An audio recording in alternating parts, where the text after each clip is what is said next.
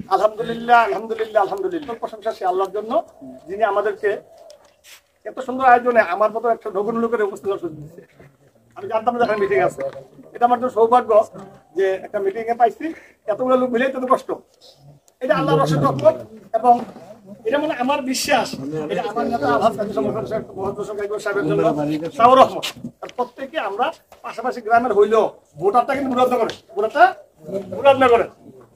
আসলে আজকে আমরা আমার কর্মী নেতাকর্মী নিয়ে শুরু করছি যে প্রত্যেকটা ওয়ার্ডে আমার নেতা জননেতা তারেক রহমানের ৩১ দফা যে দিয়েছেন এটার বিচার বিশ্লেষণ করার জন্য ঘরে ঘরে যাওয়া আমরা ইতিমধ্যে শুরু করেছি। পূর্বপাড়া থেকে আস্তে আস্তে উঠে যাচ্ছি। তো আমার সৌভাগ্য যে আজকের এই দিনে এতগুলো লোক একসাথে পাবো, এটা তো আমার জন্য গৌরবের বিষয়। মেম্বার সাহেব আছেন, সকলের কাছে উদ্যত আহ্বান।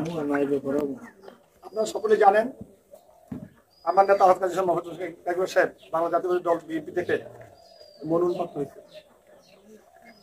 আমরা আশা করি অতীতের মতো আপনারা সকল দ্বিধাদ্বন্দ্ব ভুলে দলমত নির্বিশেষে সকলেই আরেকবার আমার নেতা আলহাজ কাজী সাহেবকে ভোট দিয়ে ষষ্ঠবারের মতন সংসদ করাবে।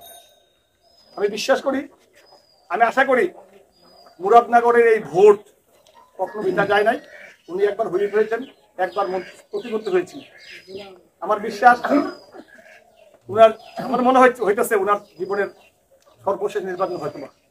এবং এই নির্বাচনটাকে কেন্দ্র করে আমি আশা করছি যে মুরাদনগরে এই গণমানুষের ভোট দেখে দেশের কর্ণধার আগামী রাষ্ট্রনায়ক তারেক রহমান সাহেব এবং আগামী আমার দেশনেতা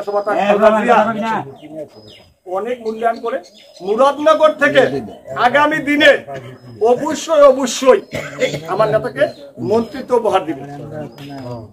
আমি আশা করি আপনারা আমার এই উদ্যত আহ্বান সাড়া দিয়ে আগামী 26 সালের ফেব্রুয়ারি মাসে নির্বাচন অনুষ্ঠিত হবে। এই নির্বাচনে আপনারা অংশগ্রহণ করে সকলেই সমস্বরে ধানের শীষ মার্কায় ভোট দিবেন এই আশাবাদ ব্যক্ত করে সবাইকে এই আয়োজনে অংশগ্রহণ করার জন্য আমি কৃতজ্ঞতা জ্ঞাপন করছি। সেই মহান রবের কাছে এতগুলো লোক আমি পাওয়ার কথা ছিল না, এটা আমার ভাগ্য।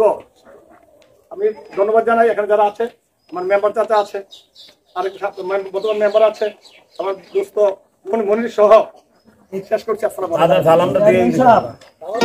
চলো একসাথে হাঁটি হাত ধরে, চলো একসাথে খুঁজি নিজেদেরকে, চলো একসাথে গান লেখি নতুন ভাবে। তুমি কি অপেক্ষার অবসান ঘটাবে? তুমি কি আমার পাশে এসে বসবে? আমার স্পর্শগুলো অনুভূতি বুঝবে। চলো একসাথে